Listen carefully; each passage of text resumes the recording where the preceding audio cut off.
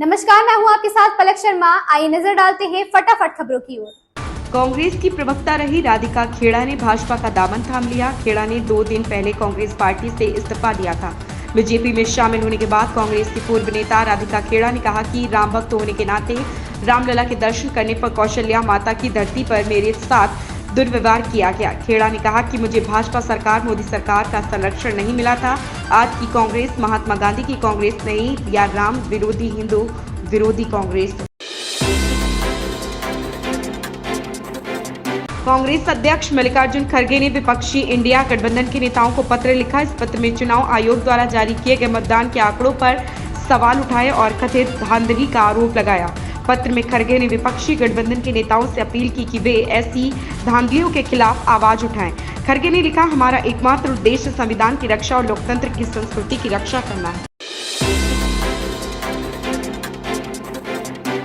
लोकसभा चुनाव 2024 के प्रचार के बीच एक साक्षात्कार में प्रधानमंत्री नरेंद्र मोदी अपनी मां हीराबेन मोदी को याद करके भावुक हो गए।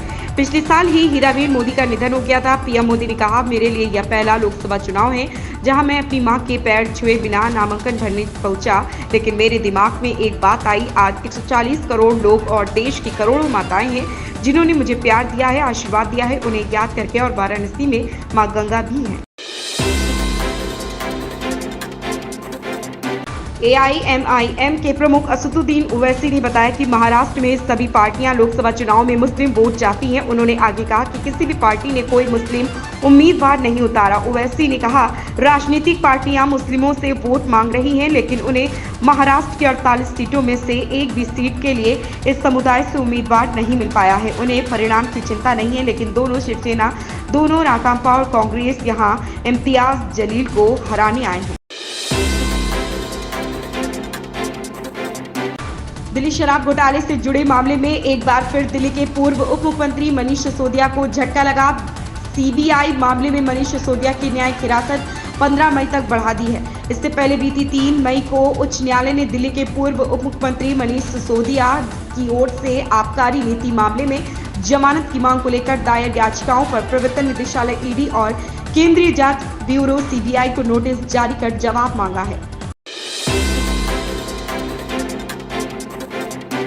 राजधानी में मंगलवार को आसमान में हल्के बादल छाए रहेंगे। ऐसे में धूल भरी आंधी के साथ 35 से 45 किलोमीटर प्रति घंटे की गति से हवा चलेगी। हालांकि सूरज अपने तेवर दिखाएगा। इसमें गर्मी से राहत नहीं मिलेगी। लोगों को चिलचिलाती गर्मी से परेशान होना पड़ सकता है। मौसम विभाग के अनुसार इस दौरान अधिकतम तापमान 42 डिग्री सेल्सियस के पार पहुंचने का अनुमान है। वहीं न्यूनतम तापमान में भी बढ़ोतरी होने के साथ 25 डिग्री सेल्सियस रहने की आशंका है।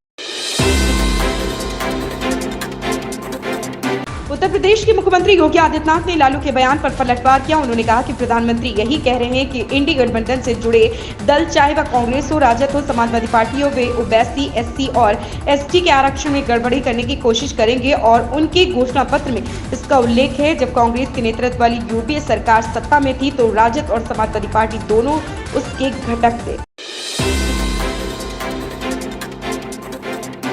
मुस्लिम आरक्षण को लेकर कांग्रेस पर प्रधानमंत्री नरेंद्र मोदी के हमले के बाद राजद प्रमुख लालू प्रसाद ने आज कहा कि मुसलमानों को पूरा आरक्षण मिलना चाहिए। लालू प्रसाद लोकसभा चुनाव के तीसरे चरण की पूर्व संध्या पर पटना में पत्रकारों से बात कर रहे थे। वह उस सवाल का जवाब दे रहे थे जिसमें कहा गया था कि प्रधानमंत्री नरेंद्र मोदी ने यह मुद्दा उठाया कि इंडिया गठबंधन मुसलमानों को एससी और एसटी का आरक्षण देगा।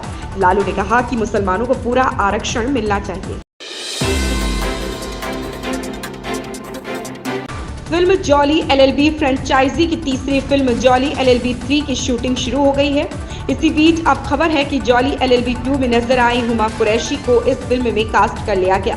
साथ ही फिल्म के सेट से अक्षय की तस्वीर भी सामने आई। हुमा कुरैशी ने फिल्म जॉली एलएलबी 3 साइन कर ली है। रिपोर्ट में सूत्र के हवाले से लिखा गया है कि हुमा जल्द ही मुंबई से अजमेर रवाना होने वाली है। बीजेपी के वरिष्ठ नेता शाह ने मतदान केंद्र से बाहर निकलकर लोगों के सामने अपनी स्याही लगी उंगली दिखाई। केंद्रीय मंत्री ने कहा, मैं देश के और गुजरात के सभी मतदाताओं से अपील करना चाहूंगा कि लोकतंत्र के इस उत्सव में उत्साह से भाग लें। एक स्थिर सरकार चुने जो देश को सुरक्षित और समृद्ध बनाने के लिए समर्पित हो, जो गरीबों के कल्याण के लिए तथा भारत के गौरव के लिए काम करती हो। उन्होंने लोगों से ऐसी सरकार चुनने की भी अपील की जो भ्रष्टाचार के खिलाफ हो और गरीबी समाप्त करना चाहती हूँ। देश को आत्मनिर्भर, विकसित तथा दुनिया में हर क्षेत्र में अव्वल बनाना चाहती हूँ। इन खबरों में बस इतना ही। बने रहें हमारे साथ।